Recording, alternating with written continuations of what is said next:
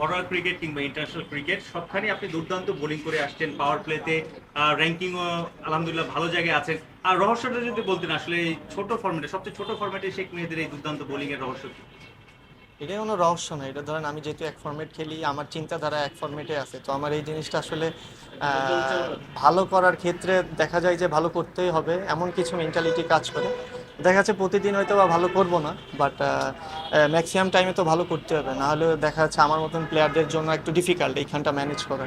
তো এরকম চিন্তা ভাবনা থাকে যে যেহেতু আমি এক ফরম্যাট খেলি, এই জায়গাটা নিজেকে আরও স্টাবলিশ করতে পারি কিনা। মাঝে মাঝে দেখা যায় আপনি তো পাওয়ার প্লেতে রেগুলার বোলিং করেন, কখনো 2 ওভার কখনো 3 ওভারও করেন। কোনো একটা ওভার যদি একটু এক্সপেন্সিভ হয়, আপনি পরের ওভারে এসে আবার সেটাকে কভার আপ করতে পারেন। এই যে আত্মবিশ্বাস, এই যে নিজের প্রতি সেলফ কনফিডেন্স, এগুলো আসলে একটা বোলারকে আরো বড় করে কিনা? তো অবশ্যই আপনি ইন্টারন্যাশনাল ক্রিকেট খেলতে গেলে তো আপনার নিজের প্রতি তো বিশ্বাস থাকতেই হবে 100%। আপনি নিজের প্রতি 100% বিশ্বাস না হলে তো ইন্টারন্যাশনাল ক্রিকেটে কোথাও ভালো খেলতে পারবেন না। তো এমনই যে আপনি ক্রিকেট খেলতে গেলে মার খাবেন, 100 মারবেন, 150 মারবেন, দেখা যাচ্ছে আবার 6 বলে 6টা ছক্কাও মারবে আপনার অপোনেন্ট। ওইখান থেকে আপনার ব্যাক করতে হবে। তো ওই মেন্টালিটি নিয়ে ক্রিকেট সবাই খেলে, বাট ওইখানে একটা কামনেস থাকাটা খুবই ইম্পর্টেন্ট। তো যারা ওইখান থেকে কামনেস থাকে হয়তো বা তার ক্ষেত্রে সাকসেসটা বেশি আছে। মেবি আপনি পাওয়ার প্লেতে বোলিং করেন, মিডল ওভারে বোলিং করতে পারেন, এমনকি ডেথেও বোলিং করতে পারেন। এবং অনেক ভ্যারিয়েশন আছে আপনার। নতুন কোনো ভ্যারিয়েশন নিয়ে কাজ করছেন কিনা? না ভাই, দিন শেষে তো আমি তো বলার, আমার তো সব জায়গায় অভ্যস্ত হবে বল করার জন্য, তো আমি ওটাই ট্রাই করি। যেহেতু আমি মিস্ট্রি স্পিনারও না বা রিস্ট স্পিনারও না, তো আমি তো ফিঙ্গার স্পিনার, তো আমার হচ্ছে গিয়ে দেখেন ব্যাটসম্যানের উইকনেস বের করে বল করতে হয়। ওয়েস্ট ইন্ডিজ সিরিজেই দেখলাম যে আপনি দুই একটা লেগ স্পিন করেছেন, আর এটার রহস্যটা যদি বলতেন।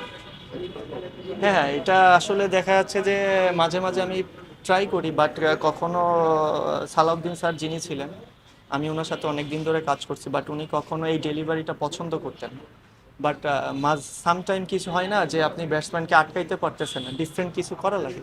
ওই চিন্তা থেকে আর কি করা আর কি, যদি আপনার লটারি লেগে যায় আর কি, এমন আর কি। আপনার মেহেদী, সাকিব আল হাসানের নিষেধাজ্ঞা নিশ্চিত প্রত্যাহার হয়েছে, নিশ্চয়ই শুনেছেন, বলে গেলে নিষেধাজ্ঞা একটু স্বস্তির তো নিশ্চয়ই।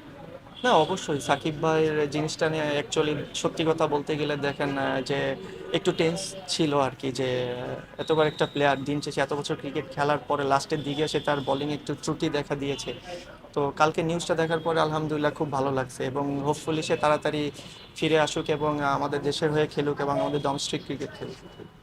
লাস্ট একটা কোশ্চেন, যে অলরাউন্ডার শেখ মেহেদীর আসলে আপডেটটাকে আমরা তো চাই যে ব্যাটে বলে ফিল্ডিং এ থ্রি ডাইমেনশন সবখানি আপনি পারফর্ম করবেন। আপনি নিজেকে কত কিরকম অলরাউন্ডার ভাবেন আসলে, মানে দলের প্রয়োজনে কখনো কখনো ওপেনিংও খেলেছেন, টপ অর্ডার খেলেছেন, ফিনিশিংও খেলেছেন।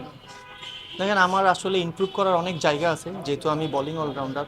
তো আমার মেইন স্কিলটা বোলিং, ওটাকে আরও ভালোভাবে ডেভেলপ করতে পারলে হয়তো বা আমি ব্যাটিংটা আরও ডে বাই ডে নিজেকে পরিণত করতে পারবো। তো এটা একটু সময় লাগবে। এবং দেখেন এটা আসলে খুব টাফ সিচুয়েশন বা টাফ টাফ জায়গা, যে আপনি আসলে আমি যেখানে ব্যাটিং করি, আমার ব্যাটিংয়ে হয়তো বা প্রি প্ল্যান থাকে না, হুটহাট করে ডিসিশন হয় যে এই জায়গায় ব্যাটিং করতে হবে। তো আমার ক্ষেত্রে এটা ডিফিকাল্ট, বাট এটা আমি মেন্টালি অনেক নিয়ে নিছি যে আমি টিমের ক্ষেত্রে আসলে যে কোনো সিচুয়েশনে চেষ্টা করবো, সেটা আমি ভালো করি বা খারাপ করি, ওই মেন্টালিটি নিয়ে যদি আমি ক্রিকেট খেলতে পারি হয়তো বা একটা সময় আমি হয়তো বা সাকসেস হতে পারবো। জাতীয় দলের সিনিয়র সহকারী কোচ সালাউদ্দিনের অধীনেই বা তার দলেই কুমিল্লা ভিক্টোরিয়ান্সে আপনার যেভাবে সবাই চিনেছে আপনাকে, তারপর সালাউদ্দিন স্যারের সাথে আপনার একটা ভালো র্যাপও ছিল, ভালো সম্পর্ক ছিল, এখন সে ন্যাশনাল টিমে আছেন। এই বিষয়গুলো আসলে আপনারা যারা তার কাছের একটু, তাদের জন্য আসলে আরো সহজ হয়ে গেল কিনা এনভায়রনমেন্টটা? হ্যাঁ, এটা তো আসলে সহজ বলতে না, দেখেন আন্ডারস্ট্যান্ডিংটা ভালো একটা। দেখেন যে ফরেন কোচ যদি থাকে, যেহেতু আমরা বাঙালি, আমাদের ইংলিশের প্রতি একটু উইকনেস আছে।